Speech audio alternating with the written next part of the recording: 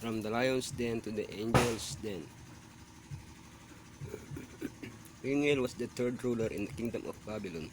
He was then appointed as one of the three governors under Darius the Mede in Babylon. He was more than 80 years old, and he was still as faithful to God as when he was taken up captive to Babylon. A perfect man, a persecuted man, a man of prayer, a protected man, a vindicated man, a perfect man. So the governors and satraps sought to find some charge against Daniel concerning the kingdom, but they could find no charge or fault, because he was faithful, nor was there any error or fault found in him. Darius noticed Daniel's loyalty, so he thought he'd appoint him ruler over the kingdom. That made the governors jealous, the old sin that caused Lucifer's fall, because they wanted the position that was being offered to Daniel. When they investigated Daniel, they found out that he was a good administrator. He was upright, hardworking, incorruptible, trustworthy, honest, faithful, and loyal, with no bad habits. They decided to use his faithfulness to attack him. They knew that he would stand firm and remain faithful to God's law before the law of the kingdom. A persecuted man.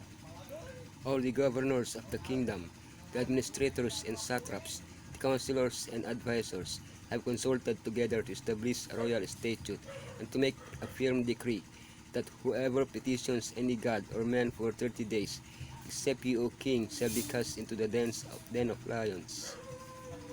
In order to have a more efficient administration, the king had appointed 120 satraps. One of the risks of that organization was that any of them could try to use that power to plot against the king. They suggested that, as a way to ensure the loyalty of all the leaders, all the requests should have to go through the king first during some time. They also included the request to the gods. This was both a gesture to the king's vanity. He didn't choose to be a representative of the gods in an attack against Daniel. Once the law was signed, it couldn't be changed. Daniel was condemned. The lions would be a man of prayer. Now when Daniel knew that the writing was signed, he went home, and in his upper room, with his windows open toward Jerusalem, he knelt down on his knees 3 times that day and prayed and gave thanks before his God, as was his custom since early days. Despite the royal decree, Daniel didn't try to hide his prayer habits. He just continued praying towards Jerusalem as he had always done. Worship is the main point in the conflict between good and evil. Whom and how will we worship? What will we do when our loyalty to God conflicts with the loyalty to our nation? The decision we'll make depends on our attitude today. Do I pray to God every day? Do I set Sabbath with a protected man? And the king, when he heard these words, was greatly displeased with himself, and set his heart on Daniel to deliver him. And he labored till the going down of the sun to deliver him. The governors introduced Daniel as a captive foreigner who was disobeying the king's orders. They intentionally omitted his great qualities. This time the king didn't fall to the trick. He sensed that the governors had bad intentions. He spent the day trying to find a way to deliver Daniel from death, but he couldn't. Daniel's faithfulness impressed the king so much that he exclaimed, "Your God, whom you serve continually, he will deliver you." And God sent his angel to protect Daniel, a vindicated man. My God sent his angel and shut the lions' mouths, so that they have not hurt me, because I was found innocent before him. And also, O king, I have done no wrong before you. After a sleepless night, Darius went to the den at dawn.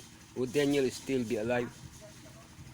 Daniel had paid for his crime, according to the decree. Then Darius turned to the true criminals, jealous liars, and traitors. Their quick death contrasted Daniel's miraculous protection. Darius vindicated Daniel and confirmed his position. Daniel served at his position until the third year of Cyrus at least. He also vindicated the God of Daniel. This was a symbol of the final vindication when every knee will bow. Although he, Daniel, was a man of like passions with ourselves, the pen of inspiration presents him as a faultless character. His life is given us as a bright example of what man may become.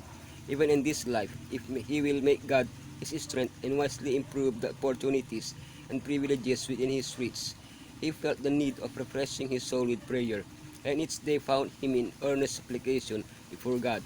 He would not be deprived of this privilege even when a den of lions was opened to receive him if he continued to pray.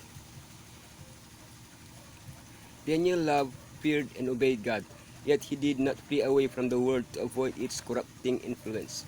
In the providence of God, he was to be in the world, yet not of the world.